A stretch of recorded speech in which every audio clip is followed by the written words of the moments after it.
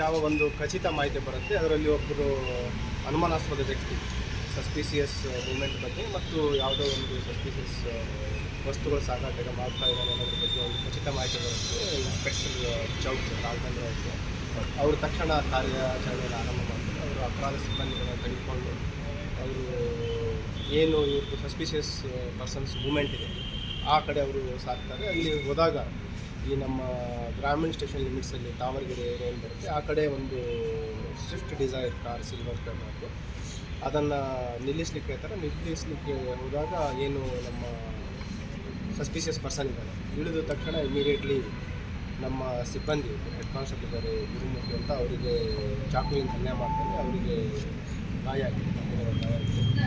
ಆಮೇಲೆ ಅವನು ಅದೇ ವೆಪನ್ ಒಂದು ಹಲ್ಲೆಗೆ ಮುಂದಾಗ್ತಾನೆ ಆತ್ಮರಕ್ಷಣೆಗಾಗಿ. ಮತ್ತು ಸಸ್ಪಿಷಿಯಸ್ ಪರ್ಸನ್ ಇರೋದ್ರಿಂದ ಇನ್ಸ್ಪೆಕ್ಟರ್ ಅವನಿಗೆ ಸರೆಂಡರ್ ಆಗಿರ್ತಾರೆ. ಆದರೂ ಅವನು ಅಲ್ಲೇ ಮುಂದುವರಿಸಿದ್ರಿಂದ ಅವನಿಗೆ ಫೈರ್ ಮಾಡಿ ಸೆಕ್ಯೂರ್ ಮಾಡಿದ್ದಾರೆ. ಈಗ ಏನು ಗಾಯಗೊಂಡಿದ್ದಾನೆ ಸಸ್ಪಿಷಿಯಸ್ ಪರ್ಸನ್ನು ಮತ್ತು ನಮ್ಮ ಸಿಬ್ಬಂದಿ ಅವರಿಗೆ ಆಸ್ಪತ್ರೆಗೆ ಸಾಗಿಸಿ ಚಿಕಿತ್ಸೆ ಕೊಡಲಾಗ್ತಾರೆ.